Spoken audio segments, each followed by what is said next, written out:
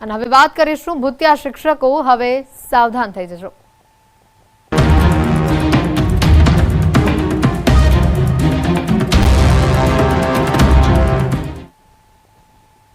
શાળામાં સતત 7 દિવસથી ગેરહાજર શિક્ષકોની યાદી તૈયાર થઈ છે। શિક્ષકોની અનિયમિતતા પર શિક્ષણ વિભાગનો સપાટો સામે આવ્યો। શિક્ષણ વિભાગે ગેરહાજર શિક્ષકોની યાદી બનાવી રાજ્યમાં કુલ 1039 શિક્ષકો એક સપ્તાહથી ગેરહાજર હોવાનું સામે આવ્યું। સૌથી વધુ બનાસકાંઠાના 88 શિક્ષકો 7 દિવસથી ગેરહાજર છે। સૌથી ઓછા નર્મદામાં એક શિક્ષક છે જે 7 દિવસથી ગેરહાજર છે। બનાસકાંઠા બાદ કચ્છનો ક્રમ આવે છે કે જ્યાં 86 શિક્ષકો ગેરહાજર છે। ચોથા ક્રમે આવે છે પાટનગર ગાંધીનગર જિલ્લો કે જ્યાં 73 શિક્ષકો ગેરહાજર છે। અમદાવાદ શહેરમાં પણ 61 શિક્ષકો 7 દિવસથી ગેરહાજર છે। અમદાવાદ ગ્રામ્યમાં 47 શિક્ષકો 7 દિવસથી ગુલ્લી મારી રહ્યા છે। ફક્ત 2 જ જિલ્લામાં સિંગલ ડિજિટમાં ફિગર છે। નર્મદામાં 1, ભરૂચમાં 3 શિક્ષકો 7 દિવસથી ગેરહાજર છે। મોટા શહેરોમાં ગુલ્લીમાં સૌથી ઊંચો ક્રમ છે ગાંધીનગરનો। ગાંધીનગરમાં 73 શિક્ષકો સતત 7 દિવસથી ગેરહાજર હોવાનું સામે આવ્યું છે। ગાંધીનગર બાદ વડોદરાનો ક્રમ આવે છે બીજો। 63 શિક્ષકો અહીંયા 7 દિવસથી ગેરહાજર છે અને સૌથી ઓછો આંકડો છે રાજકોટનો। 8 શિક્ષકો ગેરહાજર છે। ગુલ્લીમાં અમદાવાદ શહેરનો ક્રમ ત્રીજો આવે છે। 61 શિક્ષકો ગેરહાજર છે। મોટા શહેરો કરતા ગ્રામ્ય વિસ્તારોમાં વધુ ગુલ્લીબાજ શિક્ષકો હોવાનું સામે આવ્યું છે। વધુ માહિતી મેળવીશું। કિશોર ફોન લાઈન પર સંવાદદાતા જોડાઈ ચૂક્યા છે। કિશોર, જે રીતના આંકડા સામે આવી રહ્યા છે, ખૂબ જ ચોંકાવનારા આંકડા છે આ ગુલ્લીબાજ શિક્ષકોના। ચોક્કસથી આપણે જણાવી દઉં કે છેલ્લા 7 દિવસથી જે ગેરહાજર શિક્ષકોની યાદી તૈયાર થઈ છે, જેમાં આ પ્રાથમિક શિક્ષકો છે જે અનિયમિત હતા અને 7 દિવસમાં સૌથી વધુ ગેરહાજર શિક્ષકોની યાદીમાં બનાસકાંઠાના 88 શિક્ષકો સામે આવ્યા છે અને આ શિક્ષકો સામે કાર્યવાહી હાથ ધરવાની છે। આમ રાજ્યમાં કુલ 1039 શિક્ષકોમાંથી 88 શિક્ષકો તો બનાસકાંઠાના જ ગુલ્લીબાજ નીકળ્યા છે।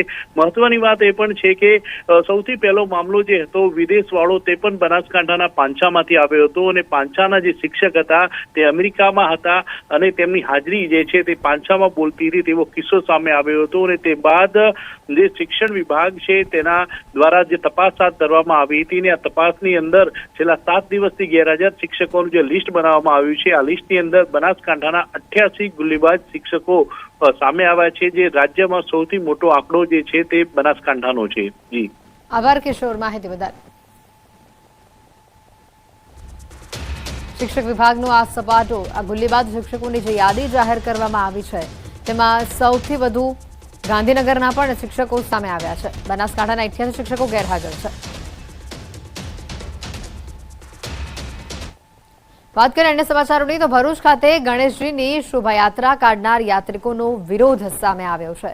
નિયમ વિરુદ્ધ રાત્રે 10 વાગ્યા બાદ પણ શોભાયાત્રામાં ડીજે વગાડતા પોલીસે શોભાયાત્રાને બંધ કરાવી હતી। ગણેશજીની સ્થાપનાની તૈયારીઓ પહેલા શ્રૃંગાર કરવા પંડાલમાં લઈ જતા હોય છે અને તે પહેલા શોભાયાત્રાનું આયોજન કરવામાં આવ્યું હતું। ત્યારે શોભાયાત્રા સમયસર પંડાલમાં ન પહોંચતા પોલીસે ડીજે કબજે લઈ લીધું હતું, જેને લઈને શોભાયાત્રિકો ગણેશજીની મૂર્તિ સાથે પોલીસ મથકે પહોંચી પોતાનો રોષ ઠાલવ્યો હતો। ભરૂચથી ઘટનાના આ દ્રશ્યો પણ સામે આવ્યા છે। મોડી રાત્રે ડીજે ચાલુ રહેતા પોલીસ દ્વારા ડીજે જપ્ત કરવામાં આવ્યું, જેને લઈને શોભાયાત્રિકો પોલીસ સ્ટેશન ખાતે પહોંચ્યા અને પોતાનો વિરોધ દર્શાવ્યો। ગણેશજીની મૂર્તિની સાથે તેઓ પોલીસ સ્ટેશન ખાતે મોટી સંખ્યામાં પહોંચ્યા હતા। નિયમ અનુસાર રાત્રે 10 વાગ્યા બાદ ડીજે બંધ કરવાનું રહે છે, પરંતુ બંધ ન થતા પોલીસ દ્વારા ડીજે કબજે કરવામાં આવ્યું। વધુ માહિતી મેળવીશું। ભાવિન ફોનલાઈન પર સંવાદદાતા જોડાઈ ચૂક્યા છે। ભાવિન, જે રીતનો આ કિસ્સો સામે આવ્યો છે, હાલ શોભાયાત્રિકોનું કોઈ નિવેદન આ મામલાને લઈને સામે આવ્યું કે કેમ? જી, ગતરોજ રાત્રિના સમયે જે ડીજે સાથે ગણપતિના શોભાયાત્રા નીકળી હતી। રાત્રે 10 વાગે શોભાયાત્રા બંધ કરવામાં આવી હતી। પોલીસ એક્શનમાં આવી ગઈ હતી અને એમને ડીજે વાળાને કહેવામાં આવ્યું હતું કે શોભાયાત્રા બંધ કરવાની છે। ડીજે વાળા પોલીસની સામે થતા ડીજે અને જે ગણેશની મૂર્તિ છે તેને એ ડિવિઝન મથકે લઈ જવામાં આવ્યા હતા। સમયસર ડીજે બંધ ન થતા પોલીસ એક્શનમાં આવી હતી। બિલકુલ જી, આભાર ભાવિન, માહિતી બદલ। ગણેશ મહોત્સવને આડે હવે ગણતરીના જ દિવસો બાકી છે। દર વર્ષની જેમ આ વર્ષે પણ ઇકો ફ્રેન્ડલી મૂર્તિની માંગ વધી છે। ત્યારે ભરૂચ જિલ્લામાં પશ્ચિમ બંગાળના કારીગરો બનાવી રહ્યા છે ખાસ ઇકો ફ્રેન્ડલી મૂર્તિ।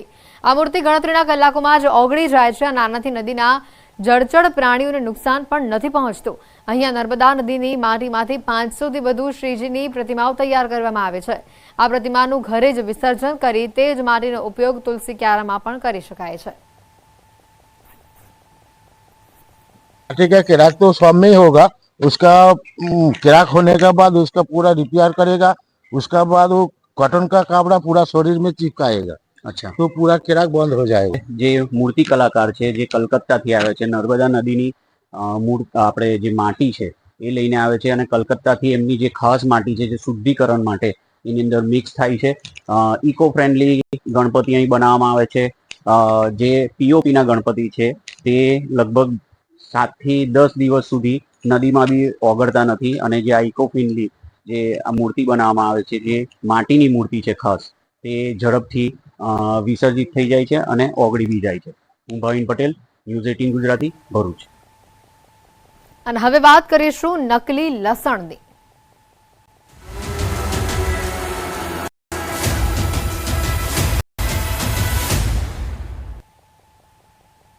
મહારાષ્ટ્રના અકોલાનો એક ખૂબ જ ચોંકાવનારો આ વિડીયો વાયરલ થઈ રહ્યો છે. અહીંયા નકલી લસણ વેચવાનો મામલો સામે આવ્યો છે. લસણની કિંમતમાં દિન પ્રતિદિન વધારો થઈ રહ્યો છે અને આવી સ્થિતિમાં કેટલાક શાકભાજી વિક્રેતાઓ સિમેન્ટમાંથી બનાવેલા નકલી લસણ લોકોને વેચી રહ્યા છે. લોકોનો આક્ષેપ છે કે અસલી લસણ જેવું જ લાગે છે આ નકલી લસણ. સફેદ રંગ પણ તેને આપવામાં આવ્યો છે.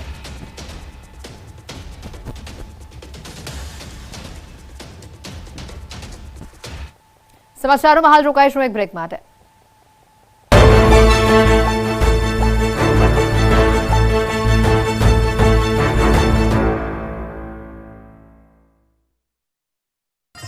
ભાઈ બહેનના પ્રેમનું પ્રતીક એટલે રક્ષાબંધન. રક્ષાબંધનના તહેવારને ઉજવો ન્યૂઝ 18 ગુજરાતી સાથે. મોકલો રાખડી સાથેની ભાઈ બહેનની સેલ્ફી. અમારો વોટ્સએપ નંબર છે 6303904475. સ્નેહની સેલ્ફી.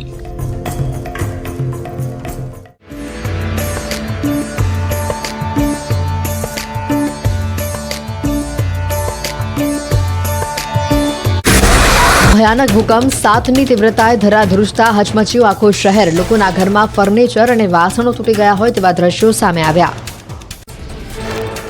રશિયામાં ભૂકંપે તબાહી મચાવી. ભયાનક ભૂકંપે લોકોના ઘર, ગાડીઓને હચમચાવી દીધા. શહેરના બ્રિજ પણ ઝૂલા ખાતા હોય તેવા દ્રશ્યો સામે આવ્યા. ભયાનક ભૂકંપ બાદ જ્વાળામુખી ફાટી. જ્વાળામુખીની રાખ 8 કિલોમીટર ઊંચે સુધી ફેલાઈ. જ્વાળામુખીમાંથી લાલ ગરમ લાવા વહેતો હોય તેવા દ્રશ્યો. રશિયામાં વધ્યું સુનામીનું જોખમ. 21 ઓગસ્ટથી ફરી ગાજવીજ સાથે ભારે વરસાદની આગાહી. નવસારી, વલસાડ, દમણ અને દાદરાનગર હવેલીમાં ભારે વરસાદની સાથે યલો એલર્ટ. આગામી 3 દિવસ રાજ્યમાં વરસી શકે છે છૂટોછવાયો વરસાદ. મહારાષ્ટ્ર પુણેમાં ધોધમાર વરસાદથી નદી જેવા દ્રશ્યો સર્જાયા.